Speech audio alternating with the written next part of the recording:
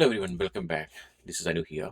In the previous video, we have discussed about literals, variables, and identifiers, and we have stored some values in the variables also. But have you ever noticed something like this? Suppose if you type age equal to 25, name equal to Anu, price equal to 99.99, and is active equal to true, the Python will come to know uh, this age is an integer value, name this as string value, price is a floating value, and is active, that is true, that is a Boolean value. Python will understand what kind of data it is. How does it possible? That is what we are going to see today. These are all possible because in Python or in any programming language, all the data belongs to a particular type, which is called the data types.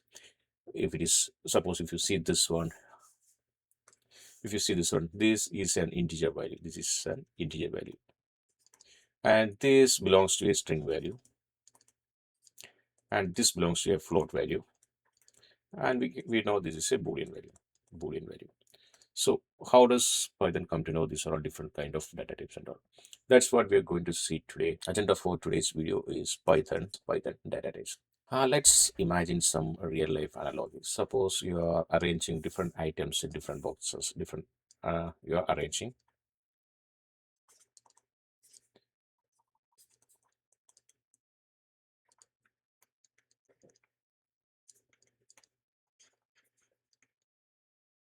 different boxes.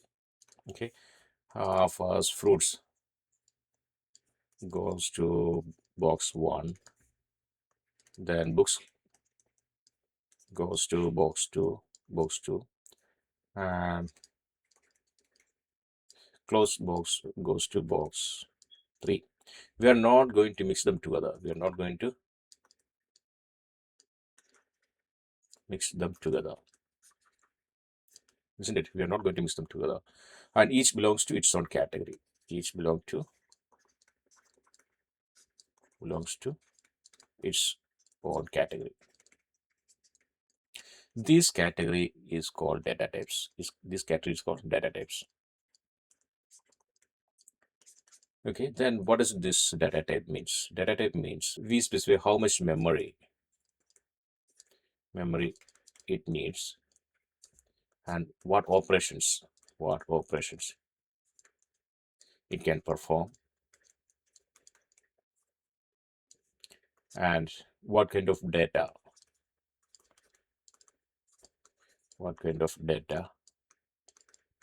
it can hold. These are the three fundamental things a data type define.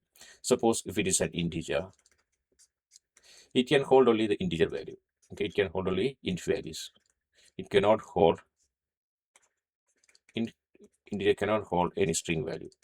It cannot hold any string value, and it can perform only integer related operations. And for storing this integer, it needs some specific amount of memory. Like that, each and every data type has its own properties, how much memory it need, what kind of action it can perform, and what operations it can do, and what kind of data it can hold. These are the basic fundamental characteristics of any data types. Today, we are going to see what are the different kind of data types. If you see in Python, we can see around 14 data types spanning in 4 different categories. Total 14 data types in four categories. Let's go ahead and see one by one. Let's divide the first into the four categories, four data types. Okay, the first one is called the fundamental category, and the second one it is called the sequence category, and the third one it is called the collection category, and the fourth one it's called the none category.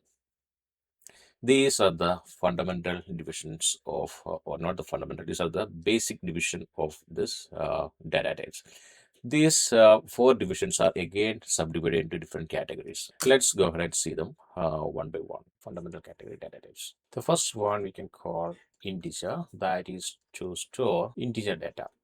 Integer data in the sense 1, 2, 5, etc. These are called the integer values. The second one is called the float. Second one is called the float. This is to store number with decimal point. These are called the floating values: 1.24, 3.14, 6.27, etc. These are with the decimal values. Other one is called the Boolean category, Boolean data type. That is to store Boolean data. Boolean data in the sense 1 or 0. This is in another way we can call this true or false. True or false data. 1 or zeros, or in other way true or false. And the fourth category is called complex. Complex we use to store the complex values. To store the complex values. Complex value have two part. One is the real part and the other one is the imaginary part. There's like 3 plus 5j. Here 3 is called the real and 5 is called the imaginary part. So is called 3 is called the real and 5j is called the 5j imaginary. These are the fundamental category data types. Let's go ahead and see the second category, that is called the sequence category data type. Second is called sequence category data types. Sequence category data type, we have the first one, we can call it a string. The second one is called bytes.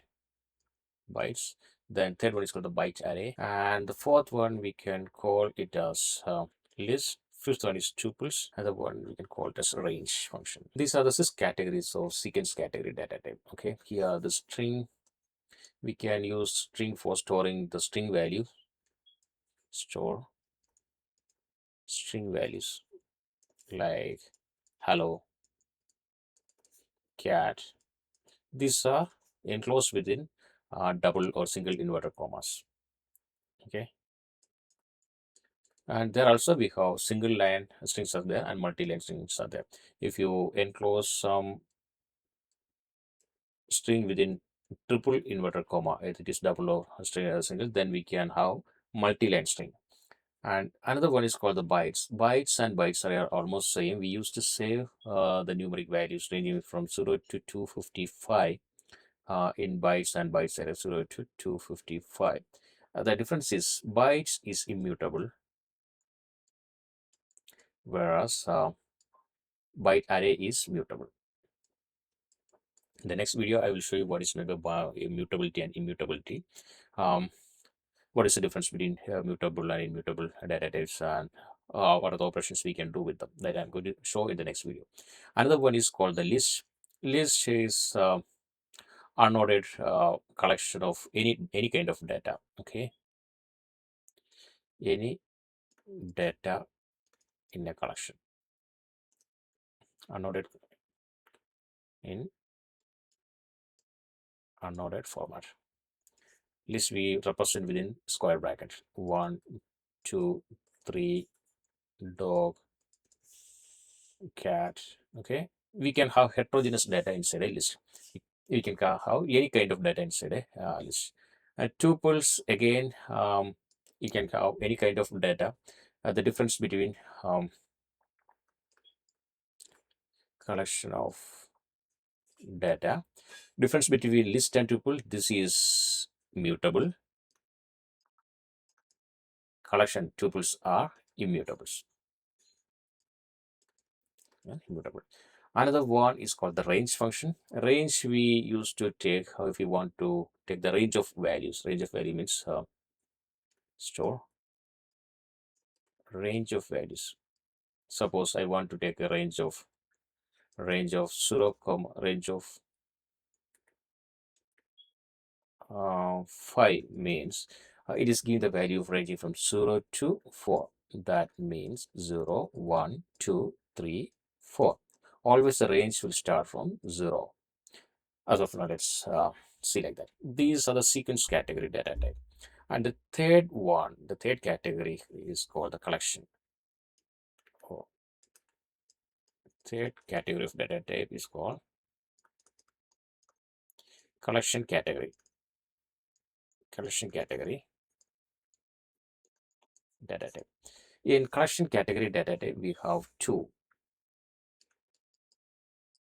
collection. One is called set,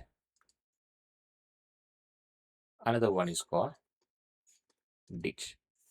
One is called the set, another one is called the dict. Set, again, we can divide set into two different one. One is normal set and another one is called frozenset.